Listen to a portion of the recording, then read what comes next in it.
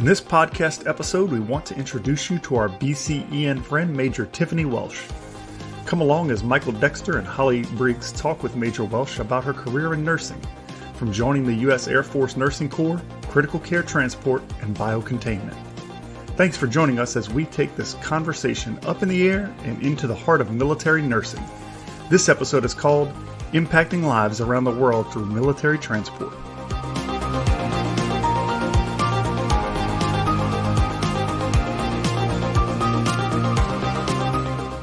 Hello, and welcome to the BCEN and Friends podcast, where we hold interesting conversations about learning with a range of thought leaders, BCEN certification holders, and industry professionals. But most importantly, to create value and insight for you, our professional nurses across the emergency spectrum. We hope you find our discussions interesting, informative, sometimes funny, sometimes serious, but always valuable. I'm Hollye Briggs, a professional development specialist at BCEN, and one of your hosts for today. I'm joined by my co-host, Michael Dexter, Director of Professional Development at BCEN. Hi, Michael. Hey, Hollye. In this episode of BCEN and Friends, we have Major Tiffany Welsh. We are honored to have her on our podcast, and before we begin, I want to say thank you, Major Welsh, for your service to our country, for your sacrifice in the work that you do. We thank you. Michael, could you please introduce us to our BCEN and friend, Major Welsh? Yeah, I would be happy to do that. Tiffany Welsh is a registered nurse in the United States Air Force Nurse Corps. She began her primary nursing practice in emergency and trauma nursing about 18 years ago. She's been on active duty for 10 years, and since coming on active duty, Major Welsh has served as a trauma nurse in military treatment facilities, as well as become a member of the critical care air transport teams. She has 3 deployments and is currently a deputy director, as well as holds a teaching role at the Center for Sustainment of Trauma and Readiness Skills in Omaha, Nebraska, specializing in the Principles of Biocontainment Care. So Major Welsh, welcome to the BCEN and Friends podcast. It's a pleasure to have you with us today. And before we get into some of the questions I have for you and a lot of that conversation, just wanted to go back to your healthcare career and find out when you were younger, is this what you planned your life around? Is this what you wanted to do? No, not a bit. No.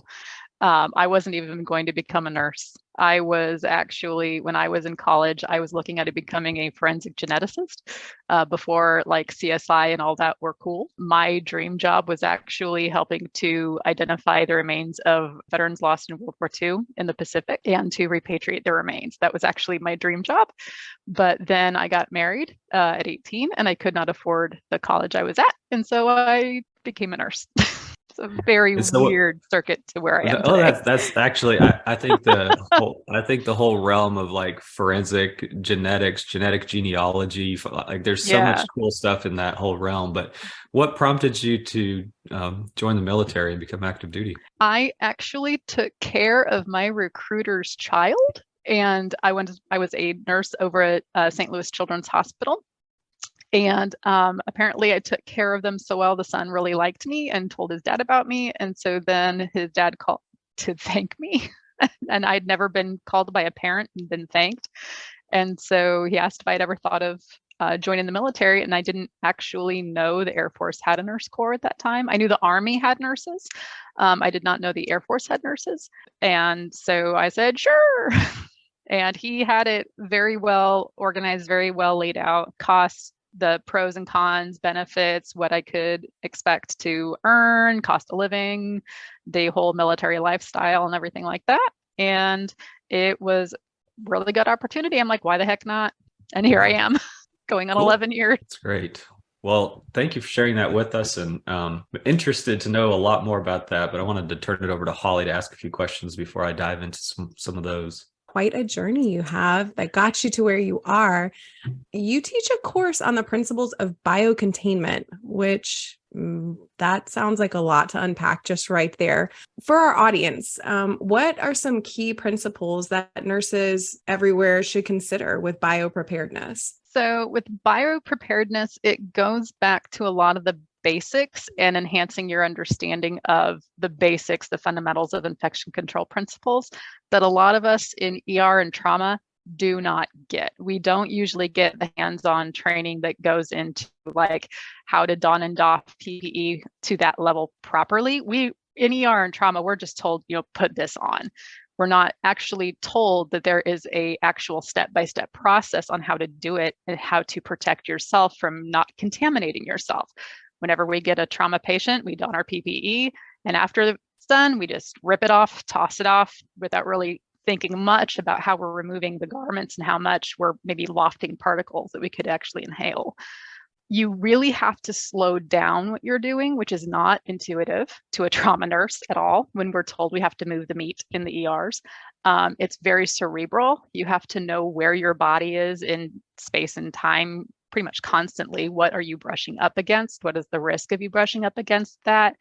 What is the risk of, oh, now I can see like a different color of glove down underneath one of my layers. What does that mean? So it's a lot to go through. And it was it's very enlightening to be where I am now. I'm much more of a germaphobe.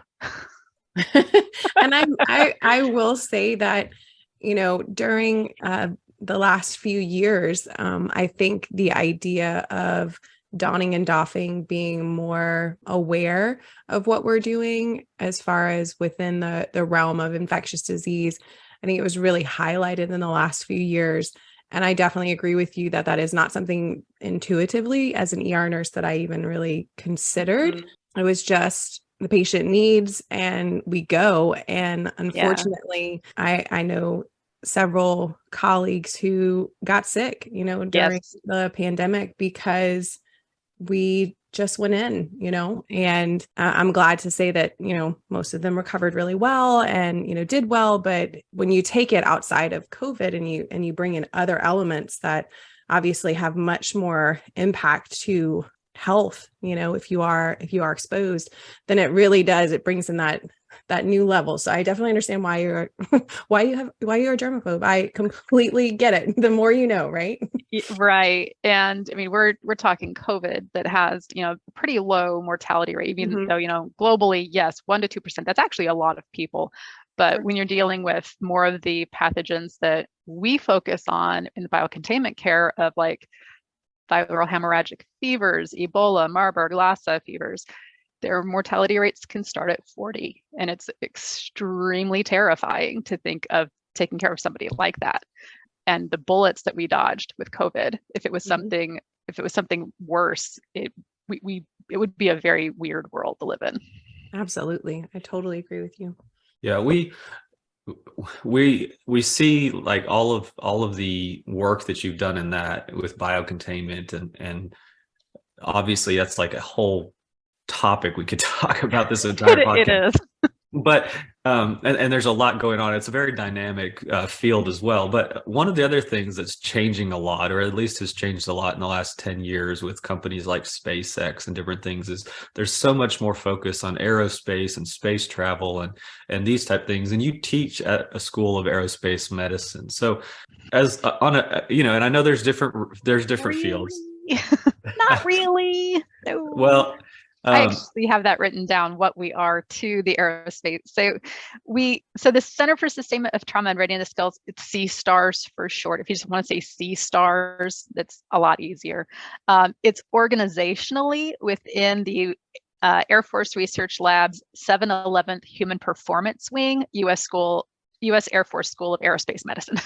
That's what that all means. We're a geographically separated unit, and we specialize in that. So we're just an offshoot of them.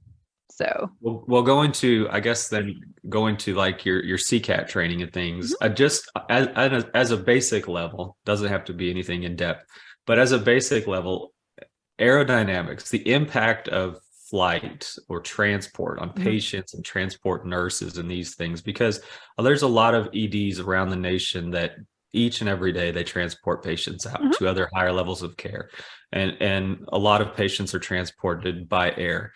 And so we could talk about something as crazy as sending a person to Mars, but bringing it back down to a more universal scale, just the focus of body dynamics, aerodynamics on patients and crew members. Can you talk to us a little bit about what it's like to be transporting long distances over a long period of time in the air? Because I know that's hard on your body and definitely on patients' bodies. I was going to say, it depends on what you're flying on, what the patient's condition is, how many patients do you have.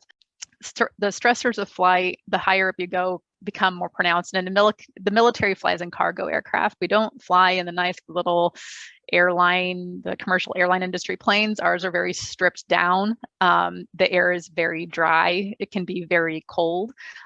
Turbulence is an issue. Our lights, depending on what we're flying over, into, and around, we might not be able to have cabin lights on. So you're flying in low light conditions.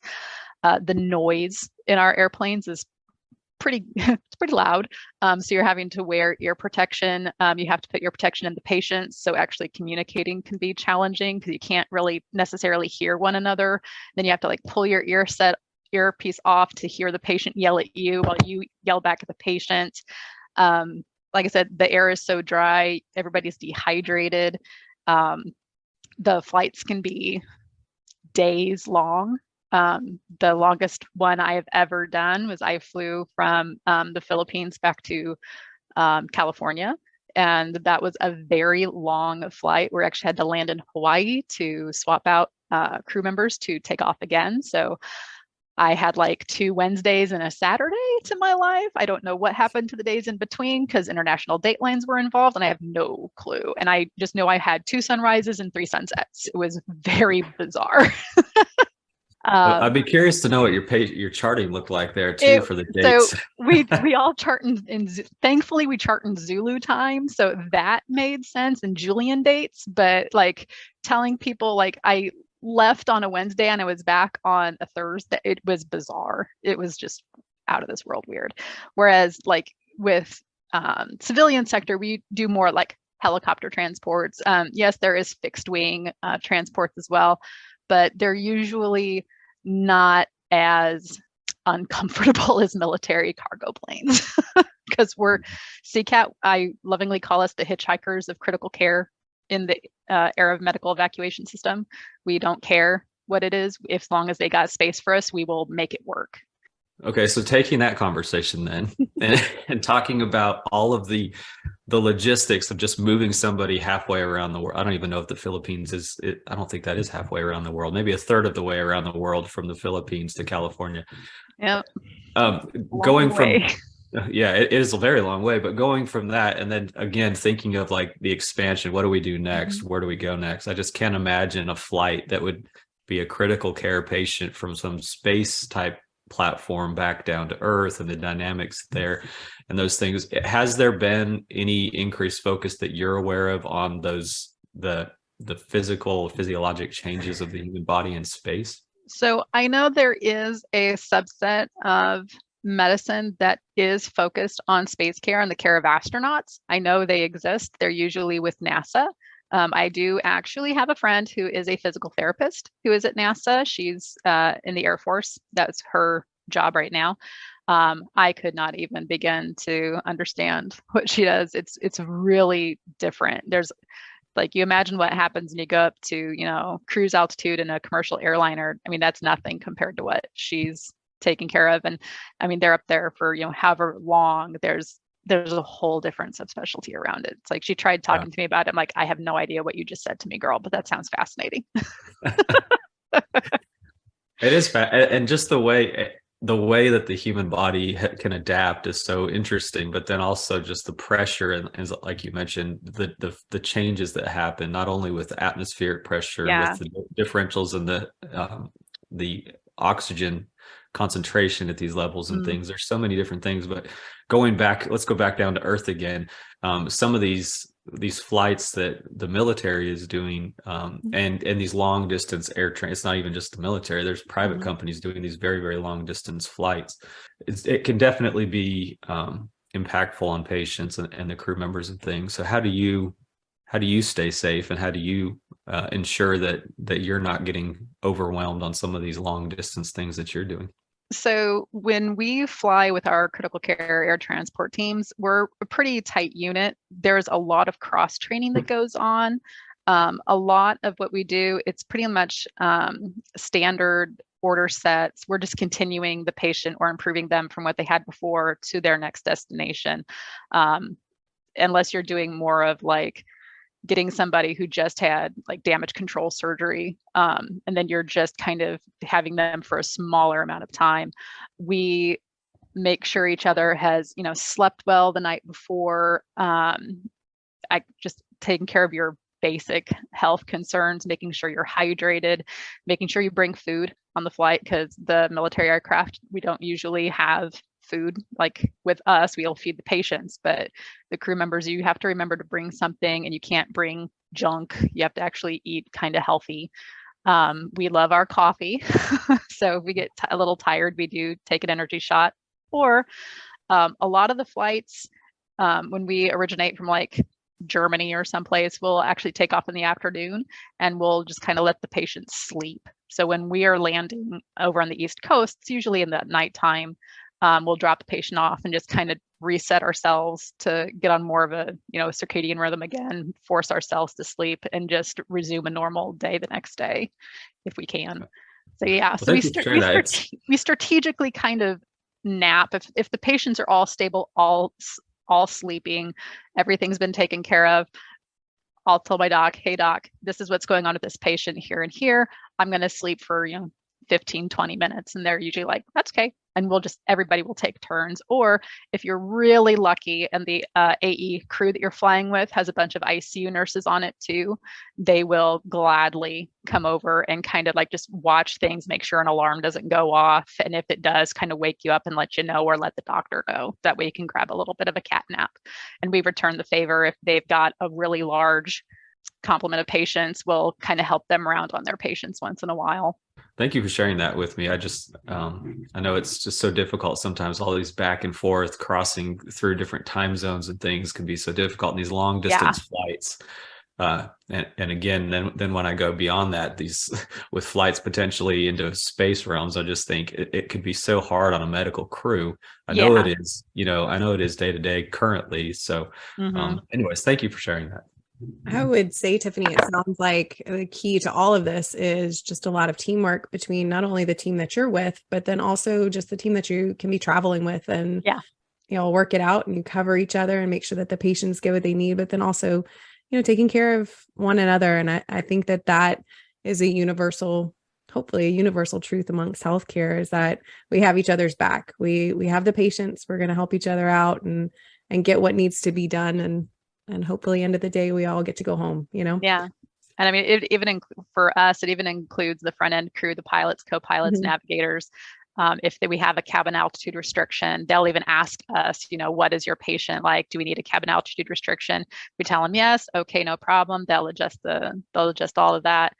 I've actually had pilots help load a plane. They've actually helped carry patients onto the aircraft, which that blew us away. They did a little bit better of a job than I've seen some medics do, because they were so scared of dropping the patient that they took their sweet time. And it was like, man, you guys are actually really smooth.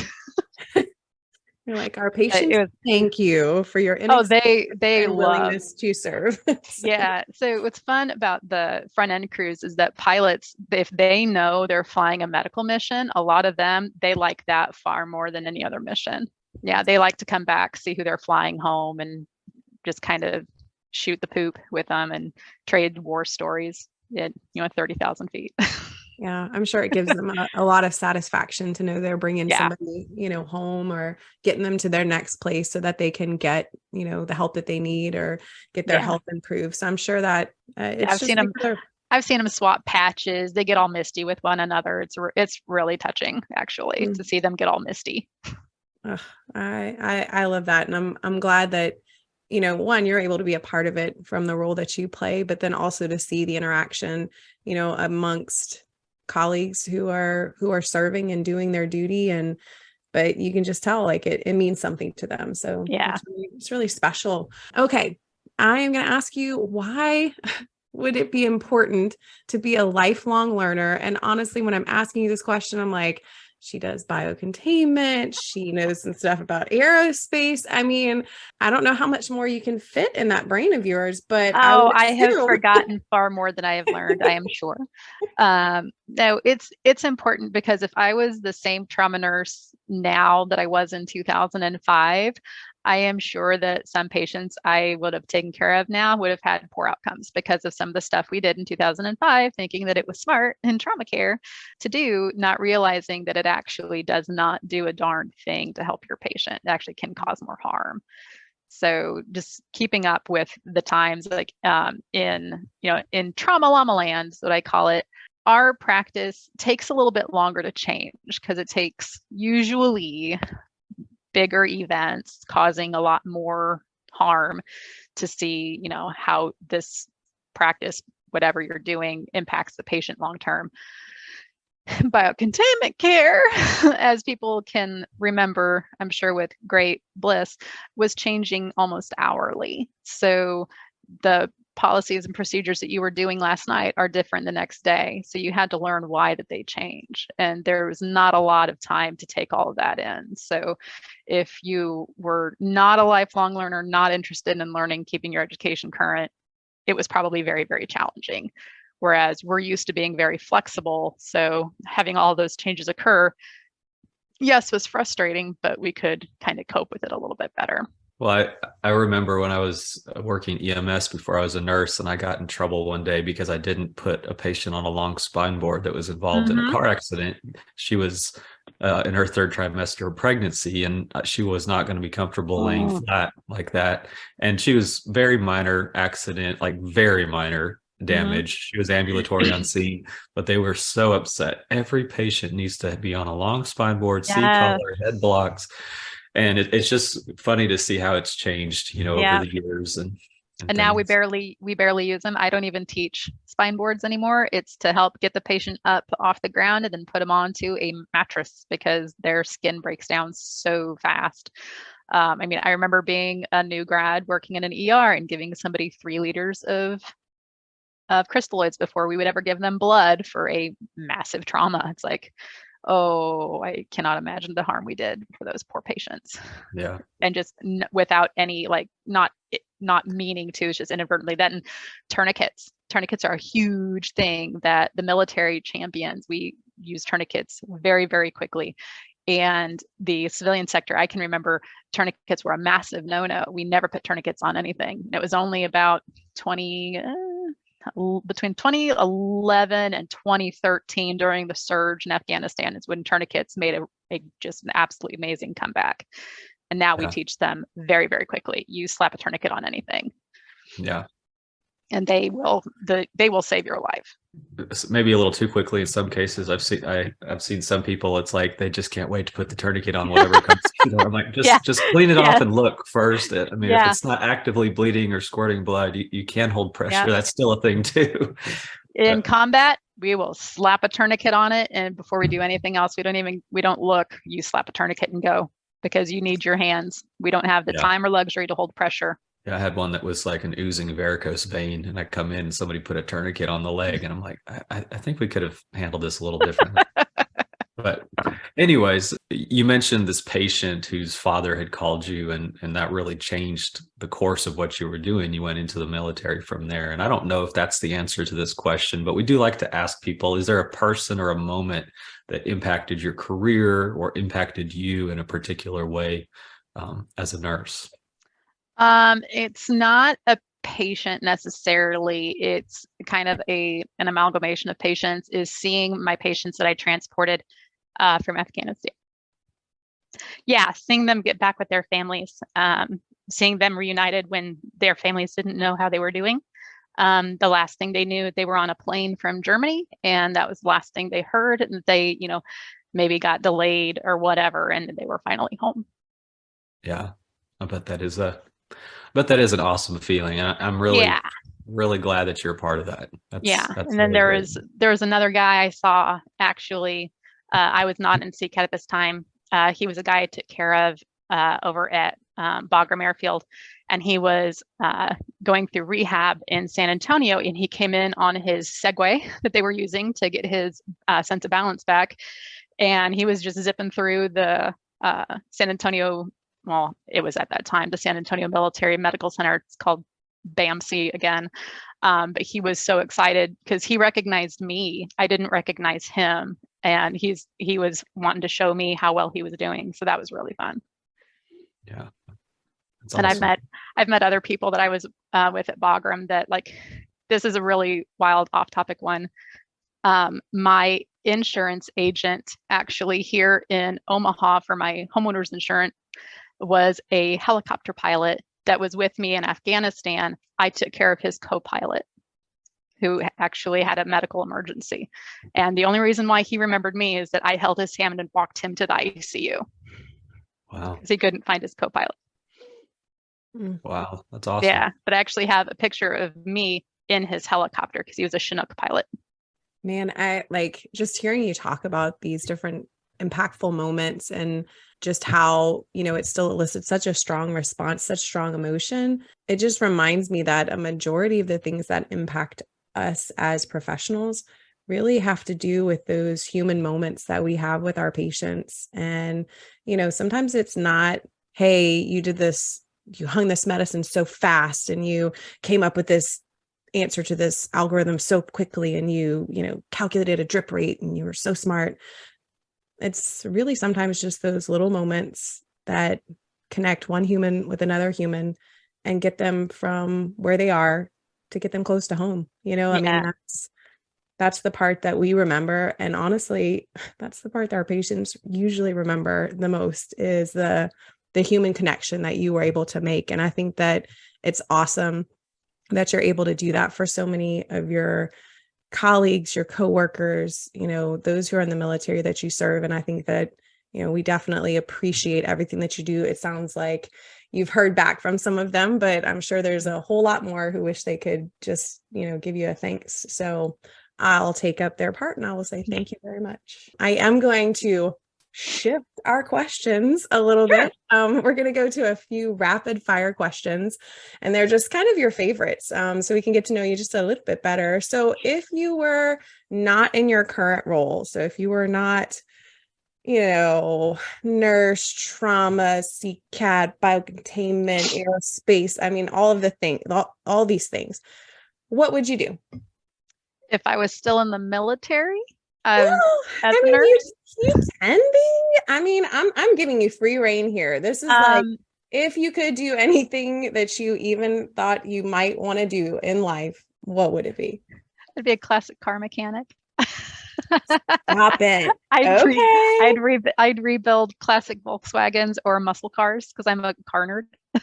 I was going to actually ask you, because people who say that, that they're into classic cars, they usually have like a type of vehicle that they're into, like either like, like, hey, I like, Mustangs, or hey, I like this particular, they usually have like a brand that they're like down with. So Volkswagens. Okay. Classic Beetles, classic Volkswagens, they have like a very standardized way they were built. There's 13 millimeter socket wrenches because I used to own a couple of them, and they're very easy to work on. Otherwise, probably a 1969, 1970 Mustang Mach 1. Nice. Okay. I mean, the fact that you're able to spit out all of that stuff, I actually feel really good that if ever I come into a classic car, I might look you up and see if you just, Yeah, I get really dorky at car shows. That's awesome. Well, I have some other categories that we would like to know about, and that is just a few favorites. So what is your favorite book? Now, this can be like of all time, that you would recommend, or it can be something that you're reading now that you really like. Destiny of the Republic by Candace Millard. It is the life and death of President James Garfield and how the medical practice at that time killed him.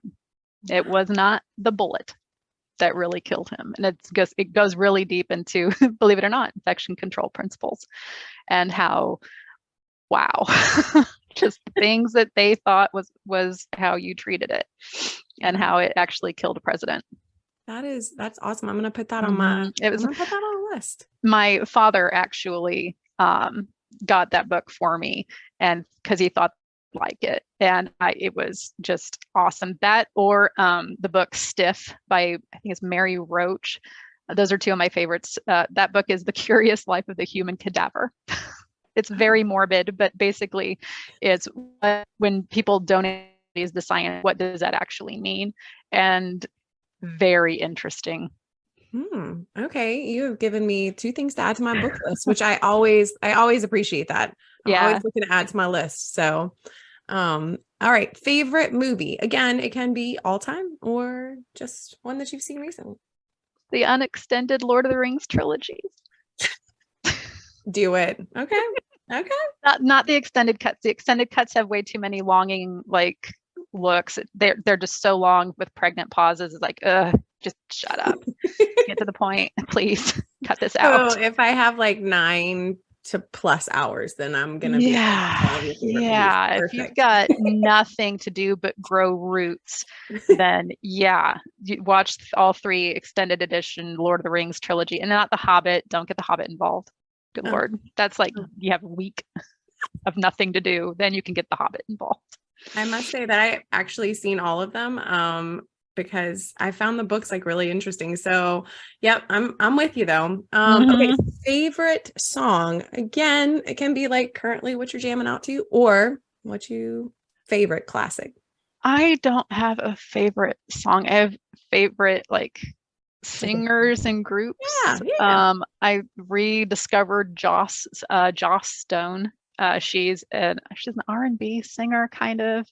I like Lizzo. I like Shinedown. I love Britney Spears and Nickelback. I know people are going to judge the Nickelback, but I love them. I think they're great.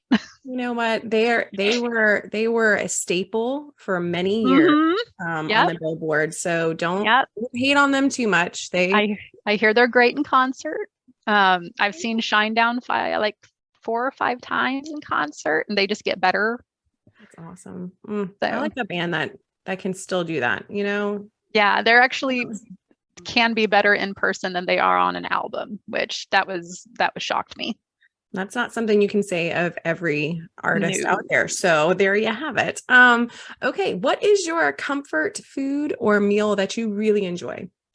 Anything with venison or moose. Okay. It's delicious. Okay.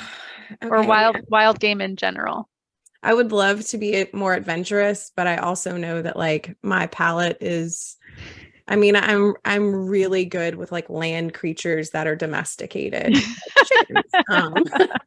So, an occasional cow here and there, but I'm lucky that I don't know when people say it tastes gamey to them, I have no idea what that flavor even is, because I've never had a gamey anything, because growing up in backwoods Missouri, you ate whatever critter that could be shot. And so I grew up around it. So I think it's all delicious. Well, it sounds like your taste buds are they're more evolved, You started with the game young, so it's no, that's just regular food. So yeah. Awesome. Well, do you have any other hobbies or interests outside of those that you mentioned to us already? I'm renovating my house. I am still working on my kitchen. I'm refinishing all the cabinets. I have to redo some flooring. I'm remodeling my bathroom.